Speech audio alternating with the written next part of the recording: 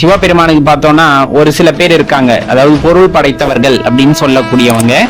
கண்டிப்பா அவங்க வந்துட்டு ரொம்ப நல்லவர்கள். சில பேர் என்னன்னா தன்கிட்ட இருக்கிற பொருளை வந்துட்டு எப்படி பயன்படுத்தணுமோ, இறைவன் எதற்காக கொடுத்தாரோ அந்த வழியில வந்துட்டு அவங்க பயன்படுத்துவாங்க.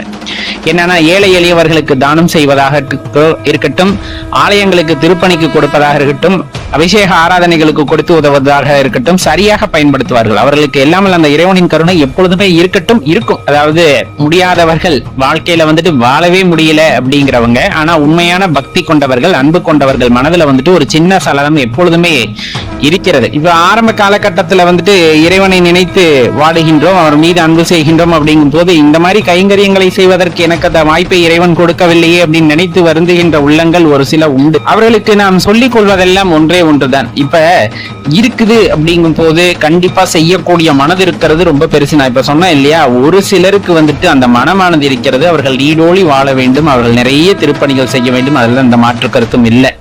இப்ப இருக்கும்போது செய்யறது அப்படிங்கிறது பெரிய விஷயம்.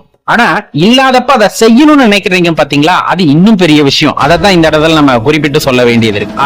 ஏன்னா இருக்கிறவங்க பாதி பேர் வந்துட்டு அந்த பூட்டி வச்சு கரையான் தின்னாலும் திங்குமே தவிர ஒரு 4 ஏழைப்பாளையங்களுக்கு சாப்பாடு கொடுக்கணும்னு கூட நினைக்கிறது இல்லை. ஏன் இறைவன் வந்துட்டு அவங்களுக்கு அப்படிப்பட்ட மனசை கொடுத்தாரு அப்படிங்கறதே நம்மளுக்கு சில நேரங்கள்ல சந்தேகமா தான் இருக்கு. இப்ப நீங்க ஆலயங்களுக்கு செல்கிறீர்கள் அப்படிங்கும் போது எளிமையான தெய்வத்திற்கு எளிமையான வழிபாட்டை செய்யுங்கள், அது போதுமானது. அவ்வளவுதான் நம்ம சொல்றது. இப்ப சில இடத்துல பாத்தீங்கன்னா நிறைய அபிஷேகங்கள் நடக்கும், பால் தயிர் இந்த மாதிரி வந்துட்டு ஆகமத்துக்கு உட்பட்டு வந்து எல்லா விதமான அபிஷேகங்கள் நடக்கும், பூஜை முறைகள் நடக்கும், அலங்காரங்கள் நடக்கும். அதுலயும் பாத்தீங்கன்னா சில இடத்த சொர்க்கம் மாதிரி அலங்காரம் பண்ணி வச்சிருப்பாங்க. ஆலயத்துல போயிட்டு நம்ம பெருமானை பார்க்கும் போது அப்படியே கண்கள்ல தண்ணி வரும். அந்த அளவுக்கு வந்துட்டு அதை பார்த்தா ஒரு சொர்க்கத்துல இருக்கிற உணர்வு தான் வரும். அதைத்தான் நம்ம இந்த இடத்துல சொல்றோம், இறைவன் எப்பவுமே எளிமையானவர்.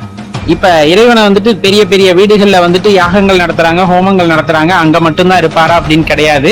நீங்க வீட்டுல வந்துட்டு உங்களுக்கு பூஜை அறையே தனியா இல்லைன்னாலும் சரி, தனியா ஒரு விளக்கு ஏத்துறதுக்கு இடம் இருக்கு, அந்த இடத்துல விளக்கு ஏத்தி அமைதியா உட்காந்து அவரோட திருநாமத்தை சொல்றீங்க. நீங்க சாப்பிடுற சாப்பாட்டுல கொஞ்சோண்டு அது கெட்டு போன சாப்பாடாவே இருக்கட்டும், ஐயா நான் இன்னைக்கு அதைத்தான் சாப்பிட போறேன், இறைவனுக்கு வைக்க போறேன்னா வந்து சாப்பிடுவாரியா, கொடுத்தது உனக்கு, அதை அவரு தான் கொடுத்தாரு.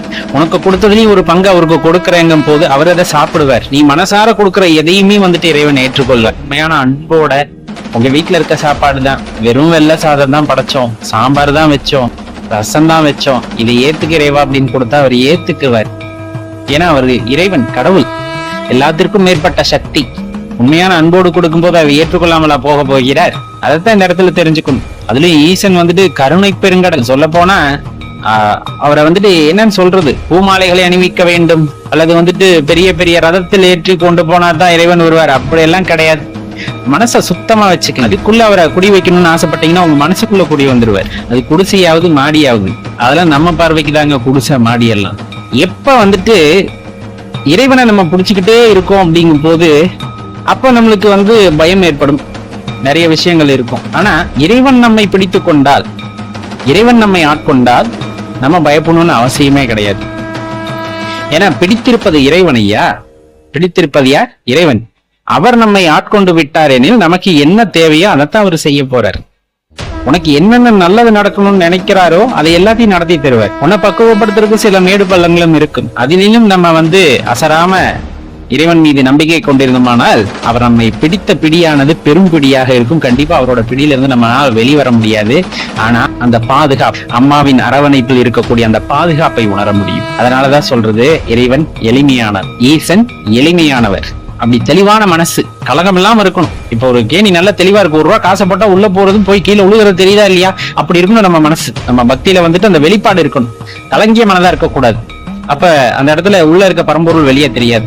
அதுக்காக தான் சொல்றேன், உண்மையான மனதுடன் எல்லா வழிபாட்டையும் செய்யுங்கள், எல்லா நன்மையும் உண்டாகட்டும். ஓம் நம சிவாய.